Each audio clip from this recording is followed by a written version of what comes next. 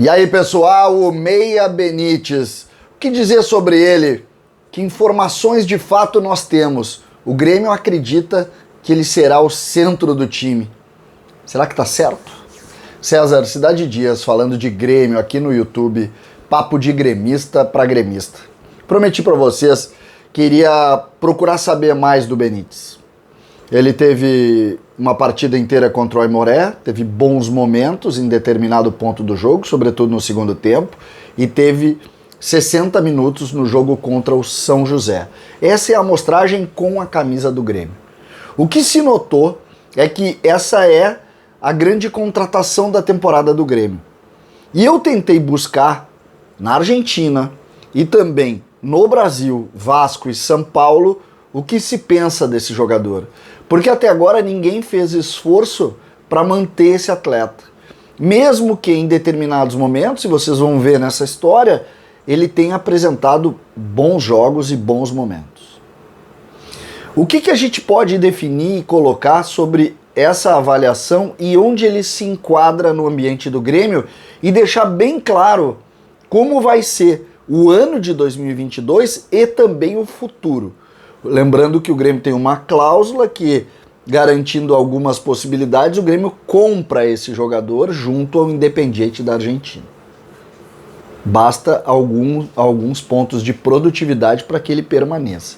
E aí está o ponto, e olha como o futebol ele vai apresentando situações, e vocês vão entender exatamente como a gente se posiciona nisso, e pegando o exemplo dos jogos dele no São Paulo, para a gente definir como nós temos um jogador importante para 2022, mas perigosamente, ou perigoso para 2023 se as coisas acontecerem por aqui. Olha só, vamos pegar o exemplo do São Paulo. Benítez, por característica, e aí eu conversei com algumas pessoas sobre isso, tecnicamente, muito bom. Um meia hábil, que procura espaço, que consegue achar enfiadas, que joga entre linhas, que procura o espaço vazio, que ataca o espaço sem a bola. É um jogador inteligentíssimo para jogar. Esses dias eu fiz a comparação sobre Jean-Pierre e as pessoas que trabalharam com ele, duas delas disseram: César, não é essa comparação. Se aproxima mais do Douglas, do Doga 10, do que do Jean-Pierre. Por quê? Porque consegue chegar no terço ofensivo no campo com condição de agredir o adversário. Então, não compara ao Jean-Pierre, compara mais ao Douglas. Mas todos fazem a vírgula e dizem: muito longe da genialidade do Douglas, mas pela comparação da movimentação e principalmente do fato de inteligência para o jogo. Uma frase que me impactou e que eu avancei nela é o seguinte: não é jogador de futebol, mas é muito bom jogador de bola. E isso tem um tom pejorativo se a gente quiser, por exemplo, tentar avançar nesse ponto. Mas eu não quero fazer isso. Eu quero tentar pegar isso como um lado positivo para o Grêmio e também negativo ali na frente, você vai entender. O Grêmio vai enfrentar, neste primeiro processo, times, e eu falo neste primeiro processo no ano de 22, times que vão defender no bloco baixo, que vão atacar apenas em contra-ataque, e que não vão brigar pela posse de bola contra o Grêmio. O que isso indica? Que Benítez será muito importante neste modelo. E aí a gente pode pegar o São Paulo como exemplo. Quando o São Paulo, no Campeonato Paulista, com Benítez, enfrentou equipes menores, eu vi 6 jogos do São Paulo com Benítez.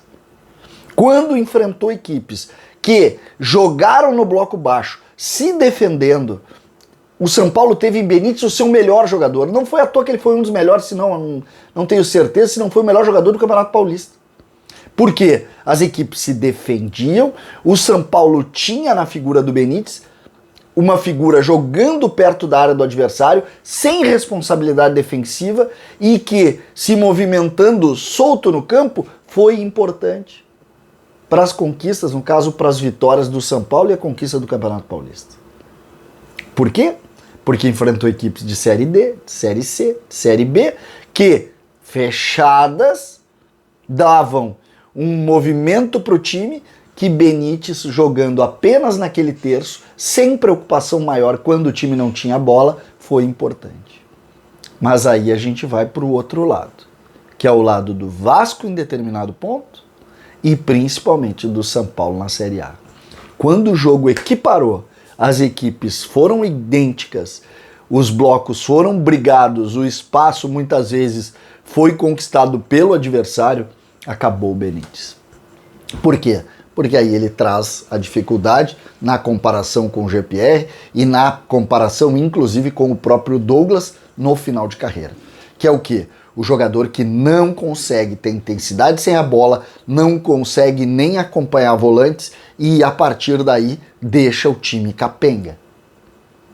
Ou seja, ele é virtude em cima de uma condição de jogo. No gauchão ele vai ser, dentro dessa expectativa que eu estou criando para vocês, um jogador muito importante. E quando tu bater enfrentamento com equipes que vão brigar contigo pelo espaço para tentar a bola, para tentar jogar, ele vai ser um problema. Essa é a realidade de Benítez. E isso o Grêmio tem que ter em mente. O Grêmio tem que ter em mente. Esse trabalho de pesquisa que eu fiz, 10 telefonemas, um pouco mais talvez, em cima exatamente da análise de quem se posicionou, profissionais e colegas, indicam exatamente esse ponto. É ótimo jogador de bola. Vai criar soluções sem dúvida quando o adversário tiver com bloco baixo, defendendo em linhas lá dentro da área deles.